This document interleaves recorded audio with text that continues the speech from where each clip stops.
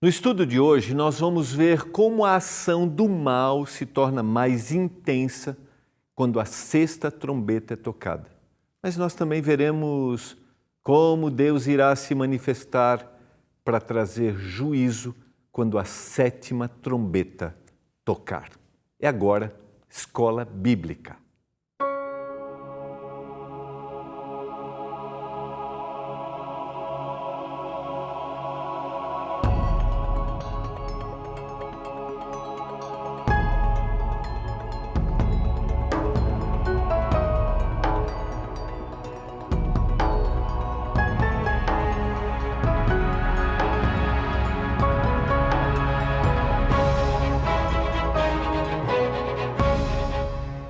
Olá, tudo bem com você? Estamos juntos começando mais um programa Escola Bíblica aqui pela TV Novo Tempo, canal da Esperança. Como é que você está passando sua semana? Tudo tranquilo? Amanhã vai ter feriado aí amanhã? Vai ter aquela descansadinha, aquela parada, para sair com a criançada, jogar aquela bola, andar de bicicleta. Então aproveita. Seu José, meu pai, gostava de tirar o domingo, um feriadinho assim, levava a gente para pescar. Olha que coisa boa. Isso mesmo, colocava no bagageiro da bicicleta e a gente ia pescar. Lembra, seu José? Lembra, pai? Foi muito significativo nossa infância, muito especial, e eu agradeço muito aos meus pais por isso. Um beijo. Olha, quero estudar a Bíblia com você hoje. A gente vai concluir o tema das 7 trombetas, a lição número 6 do nosso guia nessa temporada. Estamos estudando o livro do Apocalipse. Uma linda mensagem de esperança, de controle e do cuidado que o Senhor tem sobre cada um de nós, sobre todos, e aqueles que se colocam inteiramente nele, mesmo que passem por dificuldades, terão a certeza da sua sustentação. Seja um aluno da Escola Bíblica, ligue agora, 0 operadora 12 21 27 31 21, nossa equipe está pronta para atender você. 0 operadora 12 21 27 31 21, tá bom? Seja um aluno da Escola Bíblica, que a Escola Bíblica forma alunos através da Bíblia. Vamos orar a Deus, pedindo sua iluminação. Ao abrirmos a sua palavra, chegamos à mensagem da sexta e da sétima trombeta e aí iniciaremos o estudo desse interlúdio que existe entre entre a sexta e a sétima trombeta. O que significa esse interlúdio, que é o livrinho aberto e também a mensagem das duas testemunhas. Vamos orar a Deus. Pai, obrigado porque nós temos a Bíblia, temos Tua Palavra. Como eu desejo que as pessoas leiam, se rendam, se submetam, busquem entender o que o Senhor falou, o que o Senhor deseja, não o que a gente quer, não o que desejamos, porque a gente se equivoca. Eu peço uma bênção ao abrirmos a Tua Palavra, a mensagem do Apocalipse, que é uma mensagem muitas vezes simbólica, que a gente aprenda e entenda que o Senhor deseja salvar-nos. Esteja conosco agora, que a Tua bênção esteja sobre cada família, cada casa. Eu suplico em nome de Jesus. Amém. Vamos lá? Vamos estudar a Bíblia mais uma vez? Abra sua Bíblia no livro do Apocalipse. Nós estamos estudando o capítulo 8 e o capítulo 9. Hoje vamos estudar a última parte do capítulo 9, que é a mensagem da sexta trombeta, está a partir do verso 13 até o verso 21. Daí depois tem aquele interlúdio que eu até vou mencionar, e a gente vai voltar ao verso 15 até o verso 19, que é a sétima trombeta. Tá bom? Então vamos lá?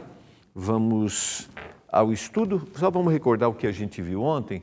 Ontem a gente estudou a quinta trombeta, então entender a quinta trombeta é importante, porque na sexta trombeta a gente tem uma intensificação dessas ações do mal, resultado da rejeição da palavra, resultado daquilo que o Senhor fez e agora um absorver das novas filosofias. Então a gente viu o toque da quinta trombeta, que representa a condição espiritual no mundo secular após a rejeição e a mudança da Bíblia. Quando a gente se refere ao mundo secular, a gente tem o mundo religioso, né? A gente já viu a mensagem religiosa quando a gente estudou a mensagem às 7 igrejas, a abertura dos selos, e agora a gente tem uma mensagem ao mundo secular, especificamente aqueles que, como estão aqueles que rejeitaram a mensagem da palavra de Deus ao longo da história. Então, essa é uma referência específica, tá?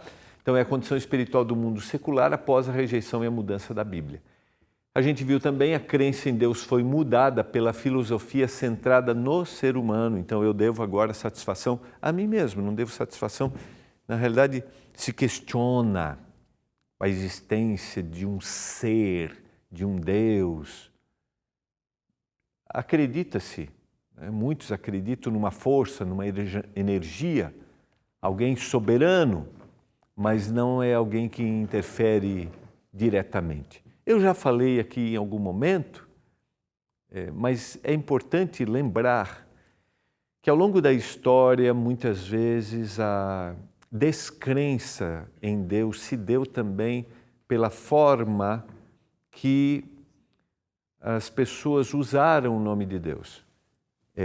Isso não significa que o Espírito de Deus não trabalhe para dar a todos a oportunidade de percepção, mas isso serve para a gente que crê, para a gente que prega, para a gente que fala, para a gente que lê a Bíblia, que nós temos uma responsabilidade de apresentar aquilo que a Bíblia fala de quem é Deus e que a gente não tenha uma percepção, né, de que eu devo apresentar Deus a partir da minha visão. E a gente tem essa tendência. E agora, mudar isso não é simples também, né? Não é fácil. A gente, por exemplo, tem influência de quem é Deus diretamente da forma como nós fomos educados, então isso se modifica, a figura paterna, como a gente viu Deus, mas a gente pode e devemos buscar Deus na essência de quem Ele é, ainda que a gente tenha muitos ruídos nessa manifestação, mas perguntar, né? Será, Senhor, eu estou apresentando verdadeiramente quem o Senhor é? O Espírito de Deus trabalha? Trabalha, mas ao longo da história a gente viu atrocidades sendo feitas em nome de Deus, tá? Então, a crença em Deus, a gente viu, foi mudada agora pela filosofia centrada no ser humano. E se descobriu, e a gente vai descobrindo que o homem não tem todas as respostas, a ciência não tem todas as respostas e o vazio interior está ali. Agora, uma busca sincera, verdadeira de quem é Deus, isso vai preencher o meu interior. E o desespero da humanidade secularizada. A gente viu isso, por quê? Porque eu olho para o futuro, né? A vida ficou sem Deus. E a vida sem Deus é uma vida sem futuro e uma vida sem sentido. Então, esse é o contexto que as pessoas estão vivendo. E isso é terrível, e isso vai gerando consequências terríveis, e a gente vive hoje claramente um vazio que está causando cada vez mais essa angústia maior.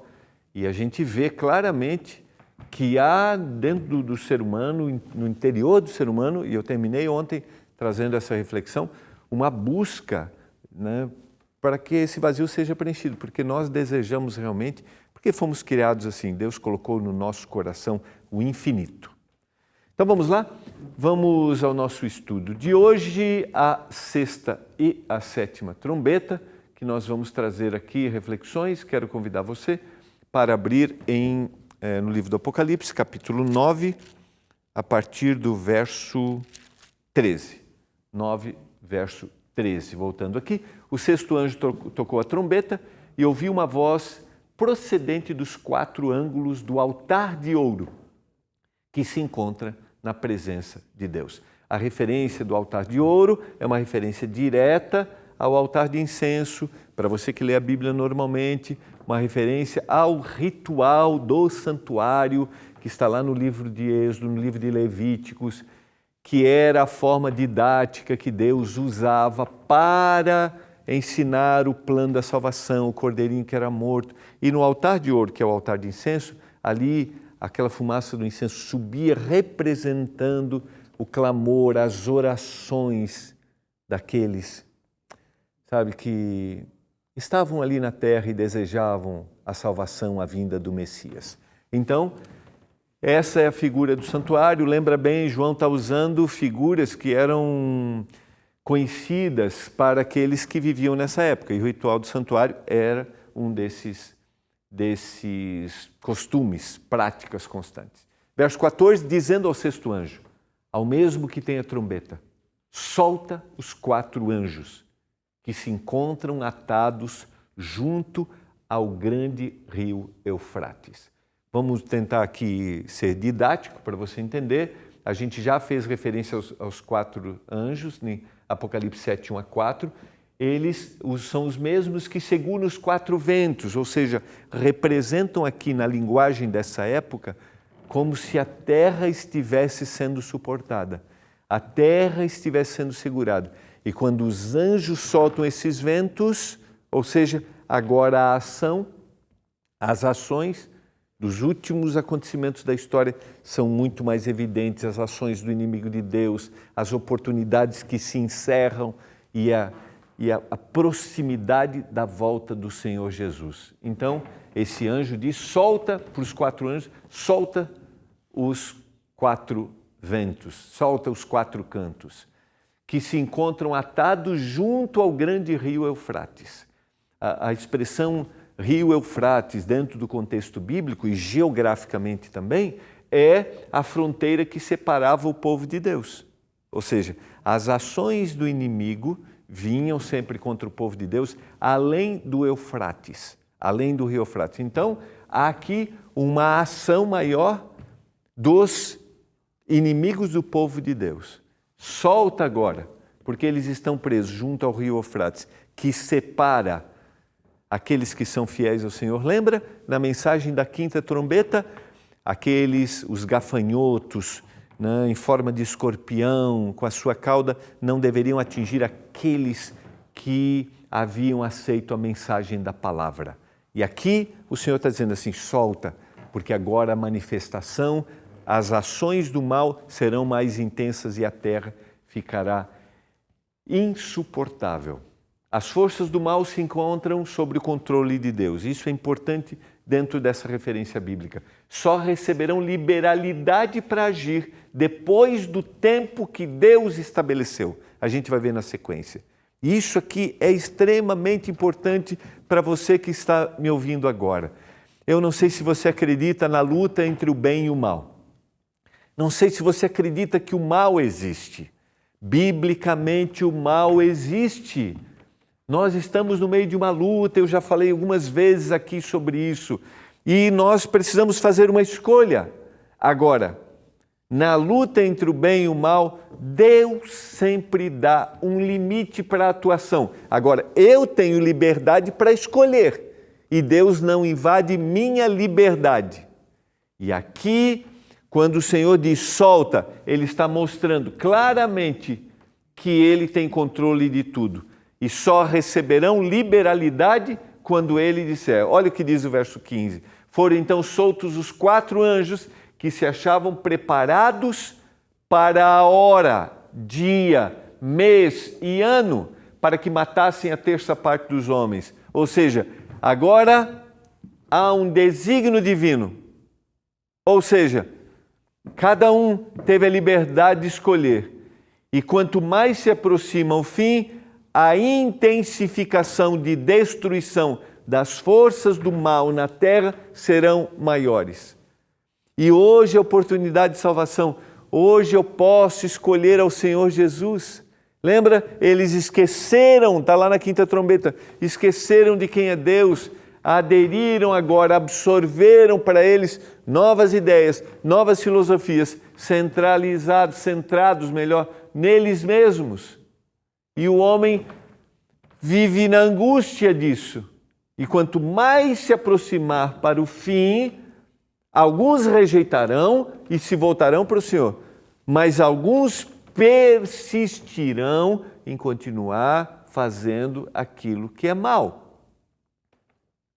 E esta mensagem é uma mensagem de advertência para todos nós. Verso 16, o número dos exércitos da cavalaria era de 20.000 vezes 10 milhares, e ouvi o seu número.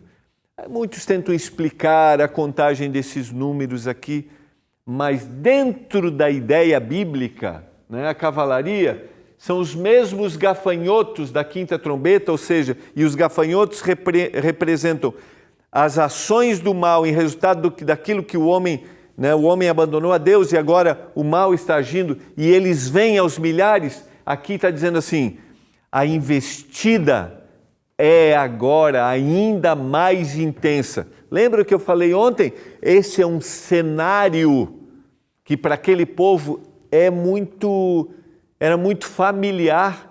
A cavalaria que vem com centenas, milhares e milhões de soldados aqui. É aquele que vem para destruir e ninguém tem como resistir. Então João está dizendo, haverão investidas ainda mais intensas para a destruição. E são investidas terríveis. Então João estava dando para o povo uma visão de um cenário insuportável. Para que cristãos daquelas igrejas, das 7 igrejas, continuassem fiéis, confiando no cuidado de Deus. Ele está mostrando o cenário daqueles que estão longe do Senhor. Com isso ele está dizendo assim, fique perto do Senhor. Você não vai fazer isso por medo. É como um pai que tenta explicar para um filho que escolheu um caminho as consequências desse caminho. O objetivo do pai ao explicar as consequências, os resultados, não é amedrontar. É qual? Salvar. É isso. Libertar. É dizer assim, não vai por esse caminho, ele não é bom. Quantas vezes você já fez isso? Você que está me ouvindo agora, e talvez você está me ouvindo e escolheu o contrário, e por isso está vivendo momentos desafiadores. Ainda dá tempo, ainda é tempo. Você não vai abandonar porque você tem medo, não. Você vai porque você realmente quer ser feliz. Esse é o propósito dessa mensagem, é mostrar realmente a verdadeira felicidade. Assim, nessa visão, contemplei que os cavalos e os seus cavaleiros tinham couraças como cor de fogo, de jacinto de enxofre. A cabeça dos cavalos era como cabeça de leão e de sua boca saía fogo, fumaça e enxofre.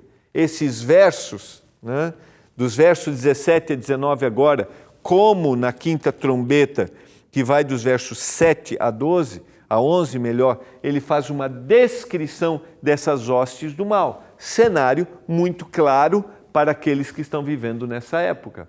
Por meio desses 3 flagelos, a saber, pelo fogo, pela fumaça e pelo enxofre, que saíam da sua boca, foi morta a 1/3 parte dos homens. Lembra? Essa expressão, a boca, ela é a mensagem, por exemplo, para as 7 igrejas, sai da boca do Senhor uma mensagem afiada, a palavra de Deus é uma espada afiada de 2 gumes. E aqui é um cenário de juízo. Então, a luta aqui, que se intensifica, é uma luta verbal e ideológica. É aquilo que Deus diz e é aquilo que o inimigo de Deus diz. E as filosofias que foram criadas dizem. E é aquilo que eu ouço. E é aquilo que eu quero aceitar. Ou devo aceitar, ou desejo aceitar, ou deveria. Fica claro isso para você? O Senhor me apresenta, me fala através da sua palavra. E o inimigo também fala, apresenta. É uma luta verbal. É aquilo que você diz que é correto para o seu filho. É aquilo que talvez alguém, um amigo, esteja dizendo para ele. Estou usando um exemplo aqui, fica claro isso para você? Você diz, não é dessa forma. E aí vem um amigo e diz, não, é dessa forma. E eu estou falando para você agora que talvez em determinado momento da vida rejeitou uma mensagem dita por uma pessoa querida, amada, dizendo assim, não, esse caminho que você está fazendo não está certo, e você rejeitou, você acreditou em outras ideias erradas, e você viu as consequências. O Senhor ainda pode transformar. O Senhor ainda pode. Quando a gente deseja apresentar a mensagem da palavra, não esqueça, quando a gente prepara um guia de estudos, a gente deseja apresentar o que o Senhor quer para a nossa vida. Vamos lá, sequência aqui, isso aqui tem lindas reflexões, pois a força dos cavalos estava na sua boca e na sua cauda. Então a batalha verbal, a cauda, eu já fiz referência quando falei dos gafanhotos, dos escorpiões, né? Representa o engano, porquanto as suas caudas se pareciam com serpentes e tinha na cabeça e com ela causavam dano. Então, está mostrando o cenário da luta verbal, dos enganos que vão existir. Os outros homens, aqueles que não foram mortos por esses flagelos, não se arrependeram das obras das suas mãos, deixando de adorar os demônios e ídolos de ouro, de prata, de cobre, de pedra e de pau, que nem podem ver, nem ouvir e nem andar. Alguns continuam.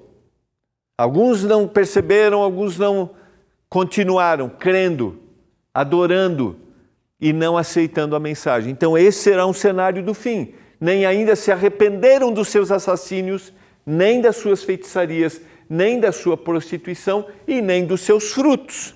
Linguagem apocalíptica para descrever o cenário do fim daqueles que rejeitariam o que o Senhor tem através da sua palavra. Portanto, a sexta trombeta intensifica as atividades do mal que começaram com a quinta trombeta. O conflito final entre as forças da luz, que é o bem, e das trevas, que é o mal, não será militar, mas será uma luta melhor, um conflito espiritual. E agora nós temos o interlúdio do capítulo 10 e o capítulo 11, 1 a 14, onde a gente tem, que a gente vai estudar semana que vem, um chamado para falar do amor de Jesus e a sua volta e o juízo, e o despertar o povo de Deus e dar a certeza do triunfo final do Evangelho. Então, enquanto isso, seria mais ou menos assim, enquanto isso, preguem, falem, eu vou cuidar de vocês, porque ainda há oportunidade de libertação. Ainda temos oportunidade de levar essa mensagem e de aceitar esta mensagem. Então, da sexta trombeta ele está dizendo, ainda pode se falar, ainda o Senhor tem um caminho, mas vai chegar um momento que ele vai dizer o quê? Basta. E aí nós temos, na sequência, a sétima trombeta. E eu quero ler com vocês. O sétimo anjo tocou a trombeta e houve no céu grandes vozes, dizendo, o reino do mundo se tornou de nosso Senhor e do seu Cristo, e ele reinará pelos séculos dos séculos. Capítulo 11, verso 15. Quando a gente estudou o livro de Daniel, lá no capítulo 2, que a gente viu o sonho da estátua, o sonho, né, de Nabucodonosor, que Daniel interpreta, que são os grandes reinos que existirão no mundo. Os grandes reinos que dominariam. Babilônia, Medopérsia, Grécia, Roma, a divisão dos reinos. E o Senhor disse assim, nunca mais existiria um grande domínio. O reino que seria estabelecido é o reino que o Senhor vai estabelecer. E a sétima trombeta apresenta esta mensagem. O reino do mundo se tornou de nosso Senhor e do seu Cristo. E ele vai reinar pelos séculos dos séculos. E os 24 anciãos que se encontram sentados no seu trono diante de Deus, prostraram-se sobre o seu rosto e adoraram a Deus. Mais uma vez, a visão do trono, a visão do reino celestial se apresenta no livro do Apocalipse. E eles dizem, graças te damos, Senhor, Senhor Deus Todo-Poderoso, que és e que eras, porque assumiste o teu grande poder e passaste a reinar. Quando a gente abre o texto do Apocalipse, quando a gente abre a Bíblia, no capítulo 11, a partir do verso 15 até o verso 19, nós vemos essa descrição. Leia esses versos. Eu estou passando aqui rapidamente, mas olha essa mensagem. Nós te damos graças porque tu que eras, assumiste o teu grande poder e passaste a reinar. Deixa eu dizer para você, essa é a certeza de que um dia o Senhor reinará para sempre. Um dia Ele tomará definitivamente as rédeas deste mundo e a terra será para sempre transformada. Mais uma vez essa mensagem é apresentada. Na verdade, as nações se enfureceram, chegou, porém, a tua ira e o tempo determinado para serem julgados os mortos, para se dar o galardão aos teus servos, os profetas, aos santos e aos que temem o teu nome, tanto aos pequenos como aos grandes, e para destruíres os que destroem a terra. Esta é uma mensagem de juízo, de amor. Porque esse é Deus. Chegou o momento dele dizer basta. Chegou o momento dos mortos serem julgados, dos salvos serem ressuscitados, e o Senhor vai dar galardão, sabe, a recompensa para aquele que foi fiel. Verso 19, abriu-se então o santuário de Deus, que se acha no céu. E foi vista a arca da aliança no seu santuário. E sobrevieram relâmpagos, vozes, trovões, terremotos e grande saraivada. Aqui está a mensagem de salvação para mim e para você. E eu pergunto, como você se sente ao ouvir esta mensagem? Como você se sente ao ler o texto e dizer assim, o Senhor vai dar para cada um segundo as suas escolhas. O Senhor vai governar para sempre. Isso te causa temor? Eu vou te dizer de coração, me causa esperança, alegria, certeza de que mesmo que a gente passe por momentos desafiadores na vida, e eu já citei isso aqui, que o mundo esteja aparentemente fora de controle, Deus diz, eu estou no controle. Acredite nisso. E eu quero orar agora. Quero orar para que aceitemos esta mensagem e olhemos para o Senhor e deixemos que Ele guie a nossa vida. Pai do céu, obrigado pela Tua palavra, por esta mensagem. Que um dia o Senhor voltará a essa terra e esse mundo será transformado. A justiça vai existir para sempre e nós viveremos a eternidade. Eu te agradeço por isso. Abençoa cada um dos nossos telespectadores, em nome de Jesus. Amém. Foi uma alegria. A gente se encontra amanhã com um programa especial no Dia da Criança, tá bom? Até amanhã. Um abraço.